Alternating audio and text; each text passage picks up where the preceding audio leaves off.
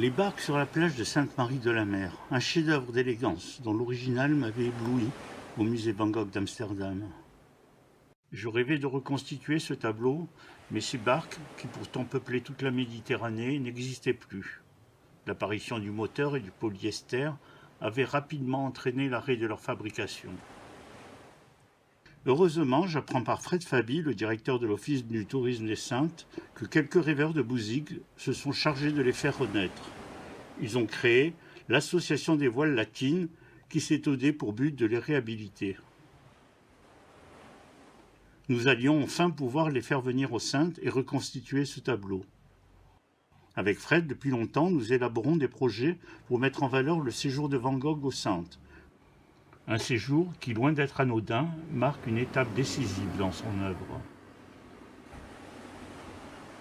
Pour voir la Méditerranée enfin, Van Gogh se rend en juin 1888 aux Sainte-Marie-de-la-Mer. Depuis longtemps, il en rêvait. Ces 2 dernières années à Paris ont été intenses et épuisantes. Son humeur est maussade. Son dernier autoportrait parisien le montre sombre, mais concentré sur son travail. Il a besoin de nature, de chaleur, de soleil, de couleurs. Sur les conseils de son ami Toulouse-Lautrec, il se rend à Arles, le pays de la lumière et des tons gais. Au printemps, ébloui par les arbres en fleurs, il peint une douzaine de tableaux chatoyants. Mais après le rose et le blanc des vergers, il veut peindre dans les bleus. D'Arles, où il vit depuis près de 3 mois, il se rend aux Sainte-Marie-de-la-Mer. Son désir de voir une mer bleue sous un ciel bleu est évident dans la première toile qu'il peint. Elle est toute bleue, même les voiles sont bleues. Dans ce tableau, contrairement aux autres peintres qui peignaient la mer inscrite dans un paysage, ici, pas de côte ni de plage. Il est dans la mer, dans les vagues. Et lui qui ne signait jamais ses toiles a mis, dit-il, une exorbitante signature rouge, car je voulais un peu de rouge dans le verre. Une signature qui est aussi une preuve d'affirmation de soi. Quelque chose se passe aux Sainte-Marie-de-la-Mer. Dans une lettre à son frère, il dit que son regard change, qu'il voit autrement la couleur, et qu'il faut, en communion avec cette teinture puissante, exagérer les couleurs, outrer la couleur davantage.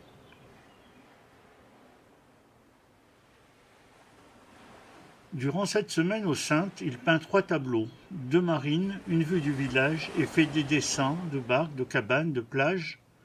Et tôt le matin, le jour de son retour à Arles, un grand dessin des barques, fait, dit-il, sans mesurer, en laissant aller la plume. Dans les jours qui suivent son retour à Arles, il réalise 3 autres peintures d'après ses dessins. La rue aux cabanes aux couleurs délirantes, où il utilise les 3 paires de complémentaires, avec un ciel jaune et un sol rose. Presque un gag visuel. Puis, une maison blanche au sol orangé sous un ciel bleu limpide. Et enfin, le tableau des barques sur la plage, une toile profonde et légère, où la couleur franche des barques sans ombre contraste avec un ciel irisé de bleu, de rose et de blanc. Bien que très proche du dessin qui lui a servi de modèle, Vincent a rajouté à droite la composition de la 2e marine, dite petite marine. Détail amusant, ce sont les mêmes barques qui sont sur la plage et sur la mer. On reconnaît bien les 2 premières à leur couleur, rouge et bleu, rouge et vert, et probablement les 2 autres. Elles se seraient dédoublées. Et c'est ce chef-d'œuvre que nous allons enfin pouvoir reconstituer. Je me rends à Bouzigues pour voir les barques de près et rencontrer les membres de l'association créée pour protéger ce patrimoine régional. Ils ont réhabilité l'Amitié en hommage à Van Gogh, puis plusieurs autres barques. André Bonomo, fils d'un constructeur, a rendu hommage au savoir-faire de son père, en créant de toutes pièces, d'après ses plans, une nouvelle barque nommée le Joseph Bonomo. Christian Dorc nous accueille. Avec son ami Vigne, en 2 ans, ils ont restauré une barque qu'ils vont appeler le Gracchus Babeuf, du nom du révolutionnaire de 1789, auteur de la Conjuration des égaux. Christian nous fait visiter le joli musée de l'étang de Thau, consacré à la pêche et à la conchyliculture. Nous apprenons beaucoup de choses sur les barques, leur fabrication, leur utilisation. De conception ingénieuse et réalisée à partir de matériaux très simples, elles ont permis à des générations de pêcheurs de nourrir leur famille. L'esthétique et l'authenticité de ces barques ont vivement attiré Vincent, qui en a réalisé en tout 3 peintures, une aquarelle et 7 dessins, plus de croquis dans une lettre. Face au musée, le petit coin du port où elle repose est charmant. On se donne rendez-vous avec Christian au 5 le 4 juillet. Le mercredi 3, sur la route, à une vingtaine de kilomètres des Saintes-Maries, premier éblouissement. Une mer jaune, comme dirait Vincent. D'immenses champs de tournesol, à l'acmé de leur beauté. Que c'est beau le jaune. Puis, direction le port, où les barques arrivent. Le port gardien, pour sa fête annuelle, a pris en charge l'organisation. Transporter les barques par camion et par mer, faire venir les marins de l'association et organiser un concours photo. 2 grands camions plats portent les barques. On assiste au balai de leur mise à l'eau.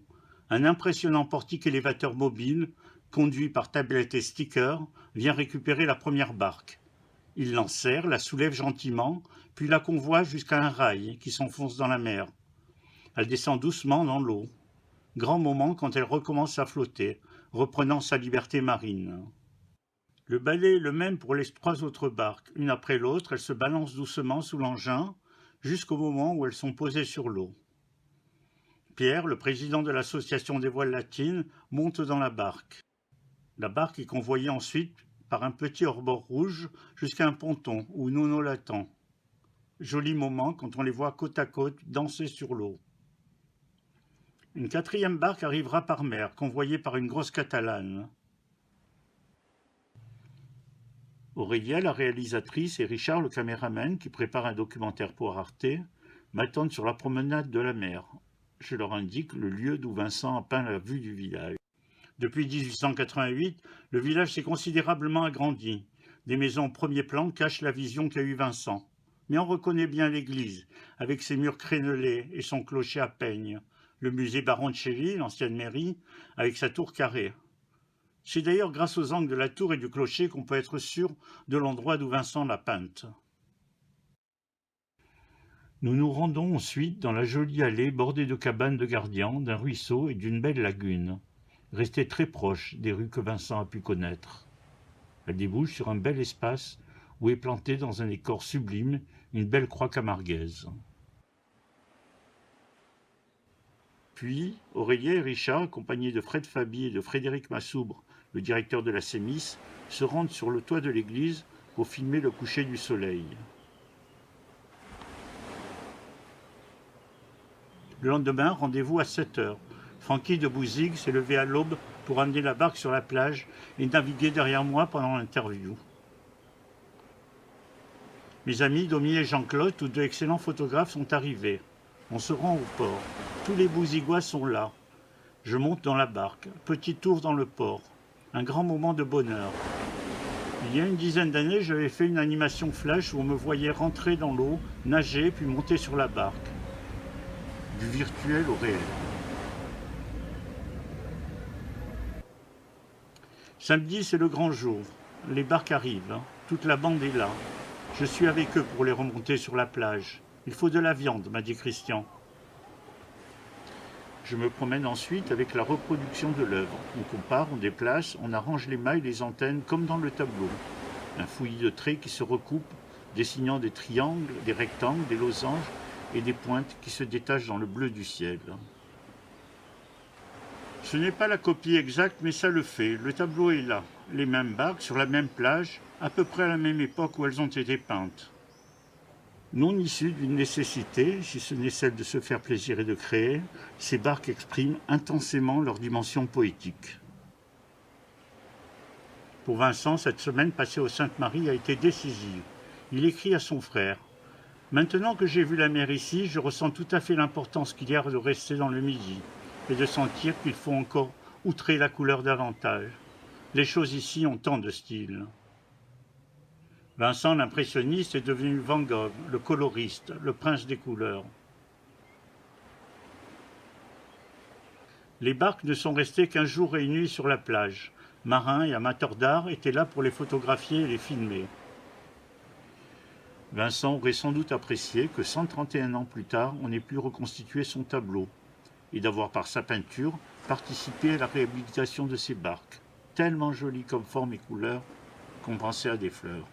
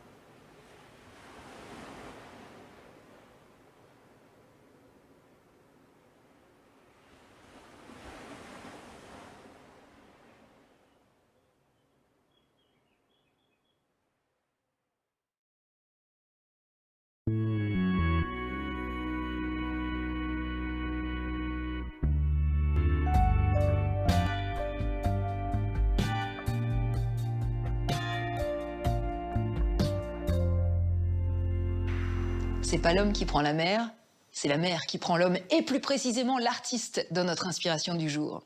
Au Sainte-Marie de la Mer, nous allons mettre en effet nos pieds dans le sable avec Van Gogh. Il est en grande forme, le Vincent, à ce moment-là. Il voit même la vie en bleu. Regardez.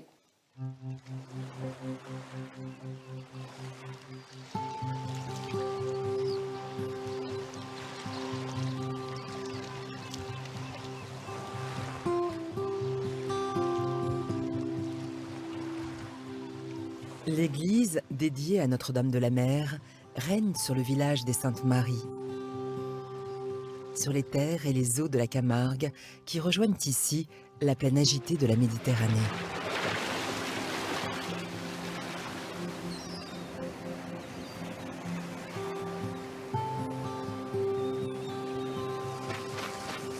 C'est pour elle que Vincent Van Gogh se rend aux Saintes-Maries de la Mer en 1888. Il rêve de cet azur intense qu'il a découvert dans les toiles de ses amis impressionnistes.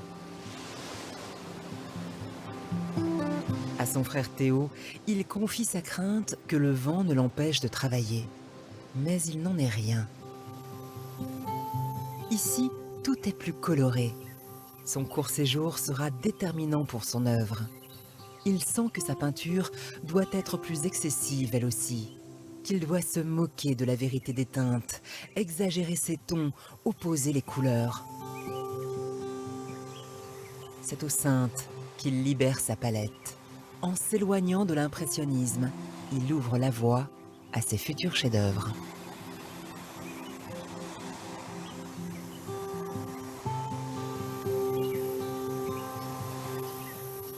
C'est aux Saintes que Vincent est devenu Van Gogh.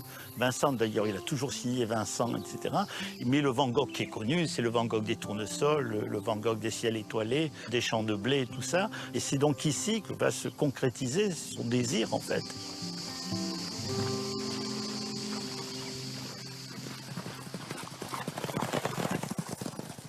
À 35 ans, Vincent Van Gogh découvre les Saintes-Maries par le chemin qui vient d'Arles, où il réside depuis quelques mois.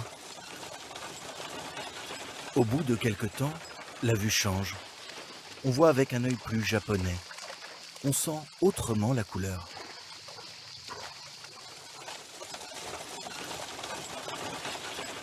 « 37 km de paysages qui s'étendent entre les deux bras du Rhône. On est tout au sud de la Camargue. L'air se charge d'embrun, comme si la mer venait le chercher.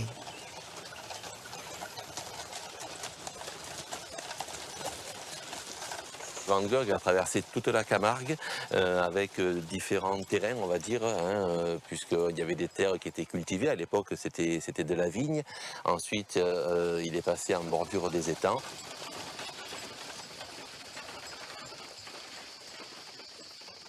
On imagine donc Van Gogh arrivant aux Saintes-Maries après plus de 5 heures, on va dire, de trajet en calèche, arrivant ici dans ce paysage du bout du monde, la nature, les grands espaces.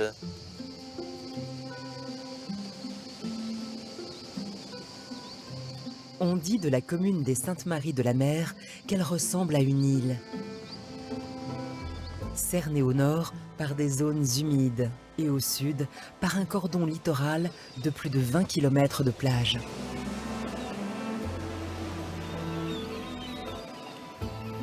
Des frontières naturelles dont on mesure l'étendue depuis le toit de son église romane.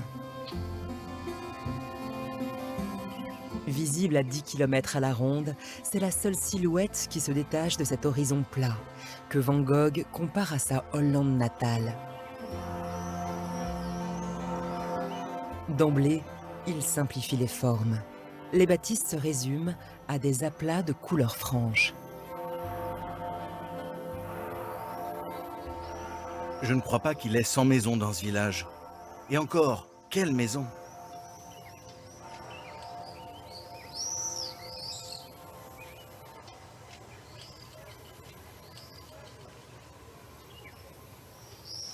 Les Saintes ont toujours été une terre d'accueil puisque c'était un lieu de pèlerinage depuis le XIIe siècle sur la route Saint-Jacques de Compostelle et depuis le XVe siècle par les gitans qui venaient vénérer Sainte Sarah. Et en plus, dans le village, il y a toujours eu des peintres qui sont venus. Donc ils avaient l'habitude de recevoir des peintres et des voyageurs. Un très beau gendarme est venu m'interviewer ici. Et aussi le curé. Les gens ne doivent pas être bien méchants. Van Gogh, il dit que les gens ont l'air vraiment très gentils ici, il se sent bien, et il dit que même le curé, lui qui était très fâché avec la religion, parce qu'il a eu une période religieuse, il dit même le curé avait presque l'air d'un brave homme.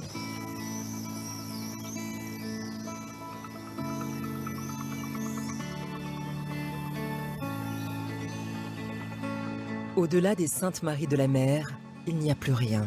C'est le large. Et c'est justement ce qu'est venu chercher Van Gogh. Cette Méditerranée qu'il ne connaît qu'en peinture par les tableaux de Monet, Cézanne ou Renoir. Elle n'est plus désormais qu'à quelques mètres, au bout de la grande plage qui borde le village.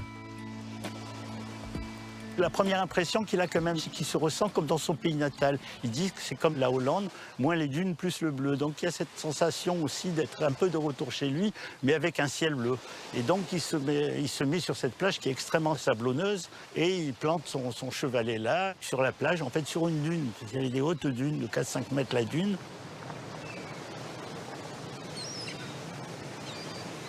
Dans sa première marine, c'est comme si Van Gogh jetait tout son désir de bleu sur la toile. Il n'y a aucune côte, on dirait qu'il a plongé dans la mer directement. La mer est grande et on voit les vagues, on ne voit même pas le bord de la plage. Il est dans la mer et il peint quelque chose de très bleu. Il dit lui-même qu'il a trouvé trop bleu et qu'il a mis une extravagante, il dit signature rouge, dans le vert du rouleau de la vague pour qu'il y ait un peu de rouge dans le bleu.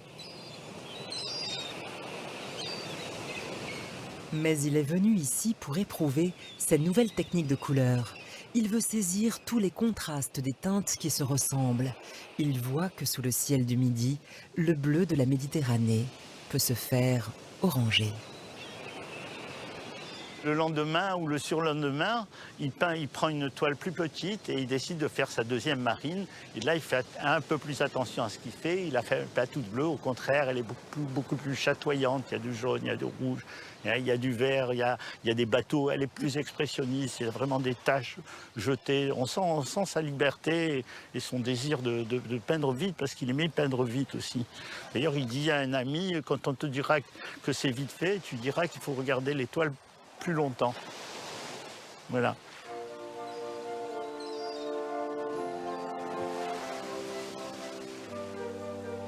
Sur la plage toute plate, sablonneuse, de petits bateaux verts, rouges, bleus, tellement jolis, comme forme et couleur qu'on pensait à des fleurs. Un matin, Van Gogh se lève de très bonne heure pour crayonner ses bateaux avant que les pêcheurs ne prennent le large. La toile qu'il tire de ce dessin permet aujourd'hui à une bande de passionnés de voile latine de mieux comprendre l'histoire des Saintes Maries. Ils reconnaissent dans les barques de Van Gogh les nacelles de l'étang de Thau, à une quarantaine de kilomètres des Saintes par la mer. Quand l'été arrivait, les pêcheurs n'hésitaient pas à parcourir de telles distances pour venir pêcher les maquereaux. On a les parasols derrière, on a le bateau, c'est pas très bon ça.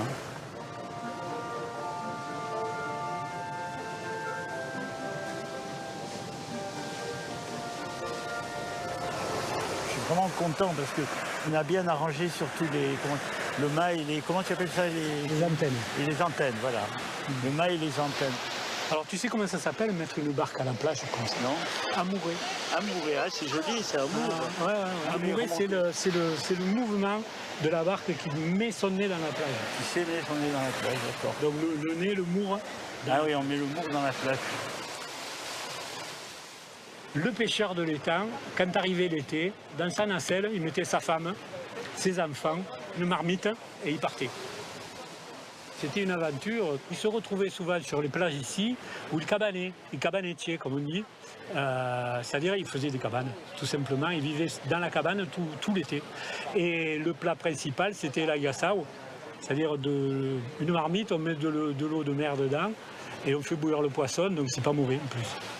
Depuis la plage, Van Gogh observe le ballet des pêcheurs avec ce regard tendre qu'il posait déjà sur les paysans ou les mineurs en Hollande.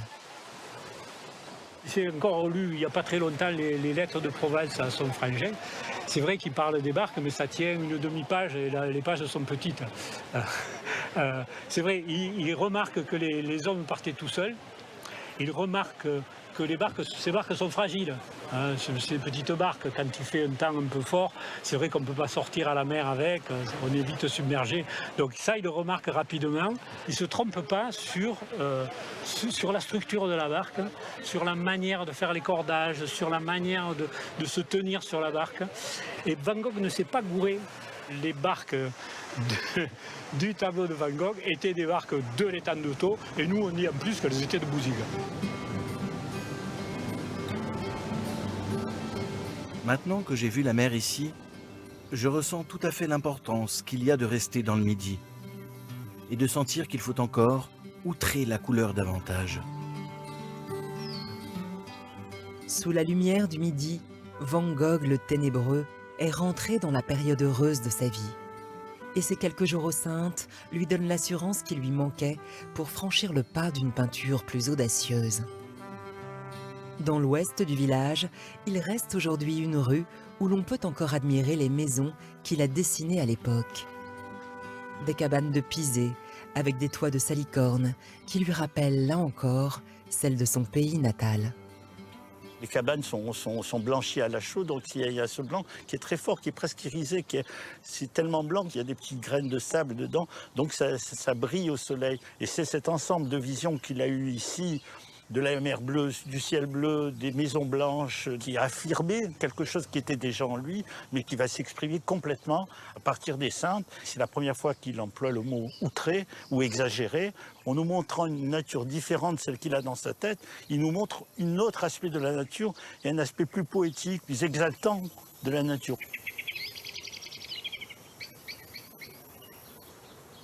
Du bleu tant fantasmé, il ne reste plus qu'un minuscule triangle dans sa rue aux Saintes-Maries.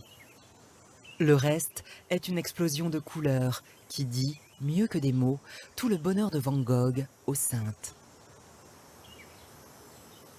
Alors là, c'est carrément un gag visuel, cette peinture, parce qu'il y a les trois paires de complémentaires, le sol qui est rose et le ciel qui est jaune. C'est une toile extrême et en même temps, il y a un sourire dans cette toile. Moi, je sens un sourire.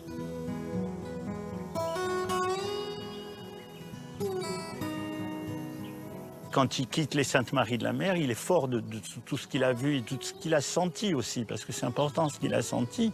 Et il va continuer sur cette lancée à Arles, où il va vivre pendant 8 mois dans un état de bonheur et de création intense. Il a réalisé son rêve de beauté, quoi.